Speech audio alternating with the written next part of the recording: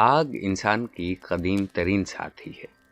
हम में से कोई ऐसा नहीं जो इसके मुख्तलिफ रंगों से वाकिफ ना हो।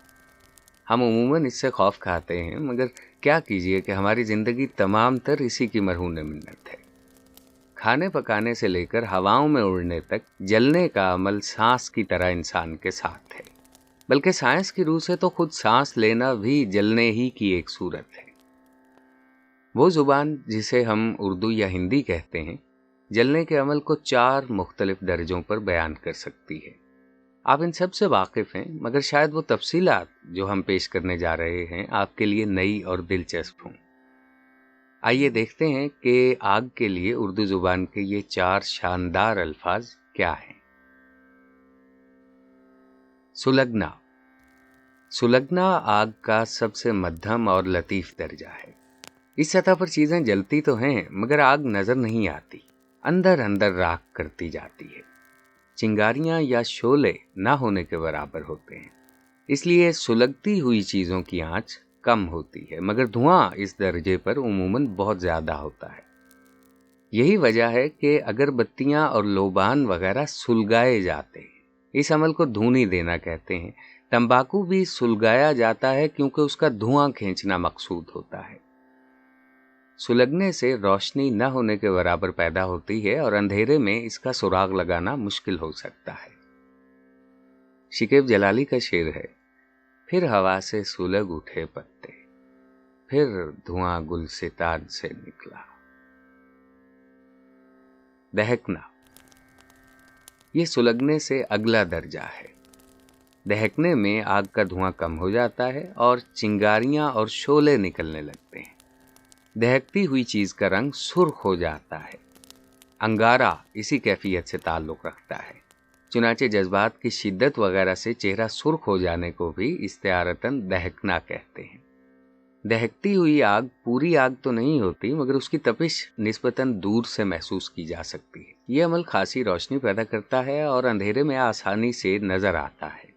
इस दर्जे की आग को हम आमतौर पर चीज़ों को गर्म करने, सर्दी में माहौल को मुतदिल रखने और हाथ पांव वगैरह सेंकने के लिए बरूए कार लाते हैं। हसरत मोहानी का शेर देखिए, रोशन जमाल यार से है अंजुमन तमाम, दहका हुआ है आतिशे गुल से चमन तमाम।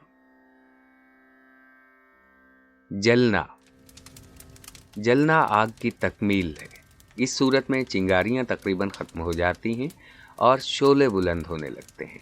हरारत दूर तक पहुंचती है और ज़बरदस्त रोशनी पैदा होती है। शमा, चराग और मशल वगैरह के लिए इसी वजह से जलने का लफ्ज़ इस्तेमाल किया जाता है।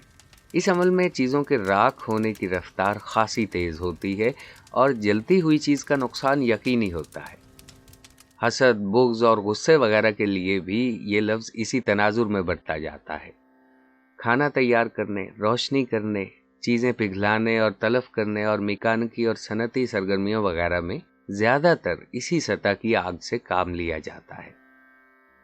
खुमार बाराबंकवी कहते हैं, जलते दियों में जलते घरों जैसी ज़ौक़ कहाँ, सरकार रोशनी का मज़ा हमसे पूछिए।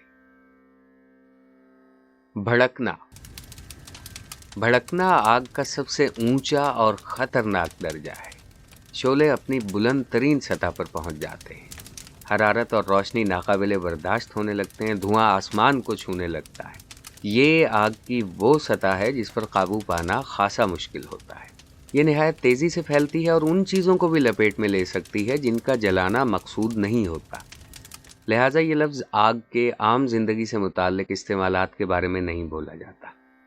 अलबत्ता इमारात या चीज़ों को गैर इरादी तौर पर आग लग जाने, अलाव रोशन होने और तेज़ी से नुकसान होने वगैरह के तनाजुर में इसका इस्तेमाल आम है।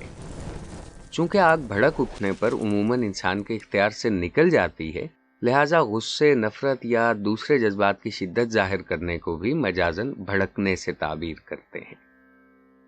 अल्ताफ़ हुसैन हाली का शेर है, उसने अच्छा ही किया हाल न पूछा दिल का, भड़क उठता तो ये शोला न दबाया जाता।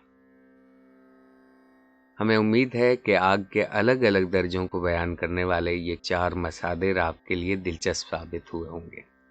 हमारे साथ रहिए और साथ निभाते रहिए। बहुत बहुत शुक्रिया।